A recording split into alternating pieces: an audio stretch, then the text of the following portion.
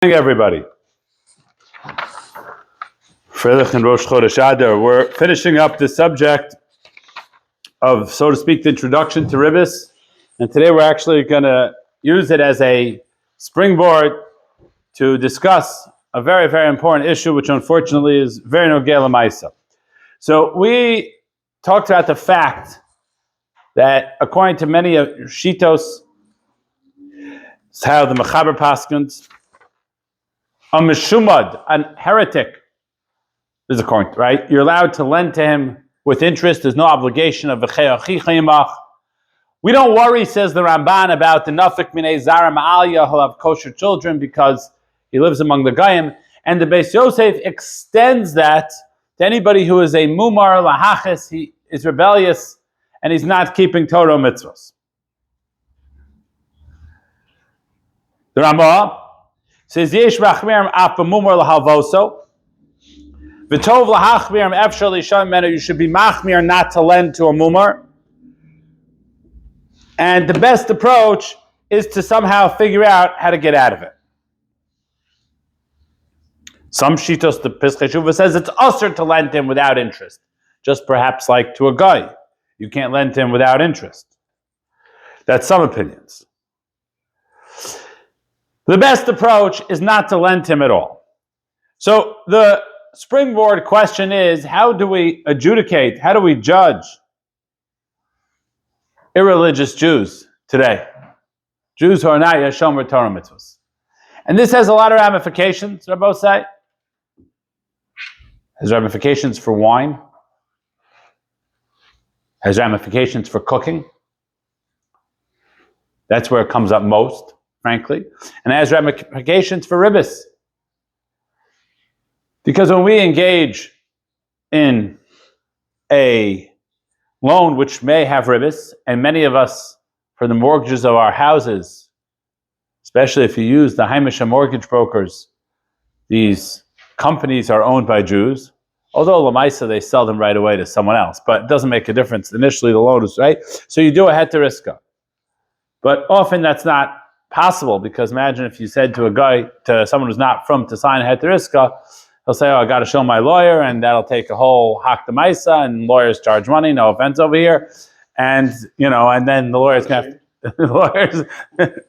to have to figure out what a heter iska is, so it's not often very practical.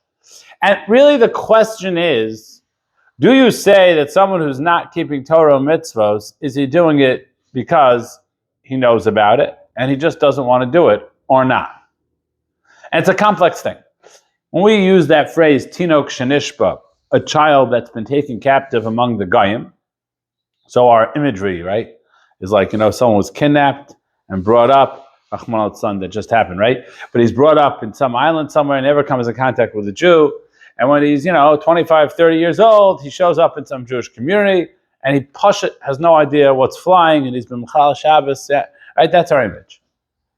So the reality is that most non-from Jews, especially in the northeast of this country, do know, even if they grow up in a secular society, do know basics. For example, in secular culture, right, l'davonenu, those who've watched a movie here or there, right, they're surely aware, even non-Jews in this part of the country are very aware, that a Jew cannot marry a non-Jew. The term shikta is been used in pop culture. So if you ask them, are you allowed to marry a non-Jew, right? I was introduced recently to a Jewish lady who's married to a non-Jew. I was introduced to her husband. She's a Jewish lady. I know her. I work with her in a particular context. And she said to me, oh, Rabbi Greer, I'd like you to meet my shegets. Without embarrassment, I'd like you to meet my shegets. So clearly she knows that you can't marry a non-Jew. Obviously she's done it, right? But you can't marry a non-Jew. So is that considered a tinok shenishba? Is that considered someone who is doing something they really don't know about, or no? Lamaisa, there's many Jewish men she could have married. She chose to marry a non-Jewish man, like mechatesi, like what's going on here? And so on and so forth. To some extent, even in the Northeast, there's this concept of Shabbos. I've had non-from people tell me, oh, it's good you're keeping Shabbos for me. Okay? First of all, it's a Catholic concept that one person could do the service for another person. And second of all, obviously, Shabbos is, everybody's got to keep Shabbos, right? We believe, right? So you can't do it for someone else. It doesn't work like that. So how do you judge them? And this is a big conversation. Now, Rav Moshe writes like this. He talks generally about Mumarim on page 27, and he writes in a scenario where you can't write a heter iska. So he says, Im he Mumarim v'kofer b'torah v'mitzvos. On page 27, if someone is a mumar and they deny Torah mitzvos, v'lo yirtzu b'ashtar iska, they don't want a shtar iska, ela kafi shenasei de archedin, they only want to deal with documents that are drawn up by attorneys. And they don't want to muckle about because interest is very important. He says, if the matter already happened, the law is already engaged in no. He says, because what's the reason that people prohibit to marry, to lend to a mumar? Because maybe they'll have kosher children. And he says, most shitos don't hold of that. Now he does point out that Rashi's shita is that afal pishi chata Yisrael, who even by someone who's a heretic, and therefore he has the same. You can't lend to him with interest, just like you can't lend to any other Jew. But lamaisa, we pass like most other Rishonim, and yes, for certain things he's still considered a Jew. He points out, obviously, if he had a brother that died without children, he'd still have to do yibum or chalitza today. But lamaisa, for the purposes of ribbis, we could say he's not a chicha. Now, Rashi says, the Ramah, who says you should be machmir not to get involved in this type of thing, is because he's choshesh, he says, for shitas Rashi. And therefore he says, if there's no way you could avoid doing business, misham eva, well, Marshall, you're a mortgage broker, right? You can't just reject a non-firm person because you don't want to involve yourself in, because you know he's not going to do a heter iska, and you just don't want, therefore you just reject the loan. I think there are laws about that. You can't just not take a loan from someone because you just don't want to. Or you're afraid that it'll really cause trouble among those who are not from. He says, therefore, l'chatchil, you should do a heter iska, and if not, you could take interest from them, because that is what the Ramah says. You should only be machmir if you could avoid it. But if you can't avoid it, there's no need to be machmir. Okay. Let's discuss the Rambam over here. Back to our conversation about a tinok shenishma. Now, where in the time of the Rambam, right, where did the Rambam live? Folks, you know he lived in Egypt. Well, it may shock you to believe that one of the big problems in Egypt, until they came to Eretz Yisrael, my friends, was the Karaim, was the Karaites. Still, really? Until 100 years ago, absolutely. Okay? Absolutely. In fact, not Shabtai Tzvi, but Karaites. Karaites. Karaites had nothing to do with Shabtai Tzvi. Shabtai Tzvi, where people believe that he was Moshiach, and it's true that in Turkey, there are still people, and there's some goyim, I think Ataturk may have been descended from them or something like that. But in Egypt, and basically in other countries, but especially in Egypt, there's a big problem of Karaites. Karaites descend back to the time of the Gemara. And they essentially only believe in Torah Shevachsav. And obviously there's no such thing because there's always, everything's interpretation. And to this very day, if you go to the old city of Yerushalayim, there is a Karaite shul there that holds minyanim on Shabbos morning. It's a very small shul because there's just not that many Karaites left. But this was a real thing in Egypt. It was a real thing in Egypt. Well, what do you do about someone who grew up as a Karaite in the time of the Rambam, which is many generations, right? Centuries after the movement started. Says the Rambam on page 29. How do you classify someone as an apikores? Someone denies the oral tradition. B'machshavto, in his mind, or with things that are shown to him. And he goes after his own mind. Aval b'nei hatam ayla, says the Rambam, the children of these that make mistakes, uvnei v'neim, and their grandchildren, shehidichlo samavosam, their fathers pushed them off. V'noldu ben hakaram, they grew up among the karam. V'godlo osam al datam, and they were raised. Harehu ketinok shenishba, it's like ketinok shenishba, it's like a child who was held captive.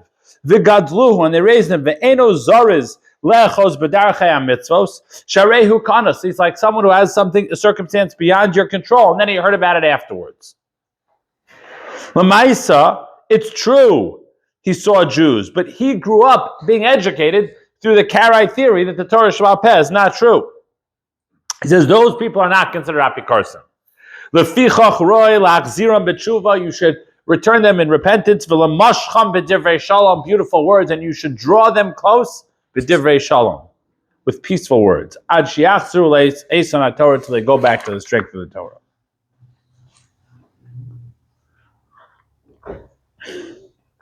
Now there may be a different approach if we go back to another Rishon, the Ramban. He says a similar type of concept. He says someone who knew and left is different than someone who grew up in Hagayim. And this is followed by the Chazon Ish. The Chazon Ish on page 31, a famous tshuva, and again, this stretches into a lot of areas of halacha. But the Chazon Ish says, let's say you have someone who grew up among Goyim, or who grew up not from, and you could assess that if you were to properly educate him, then he would keep the Torah. Then ein chinami, you can't consider him a mumar. If after you try to educate him, he still doesn't keep the Torah, then maybe ein chinami, he'll be considered a mumar. And he said, Sarach lodan al kol ish v'ish b'frat, you have to judge each person individually.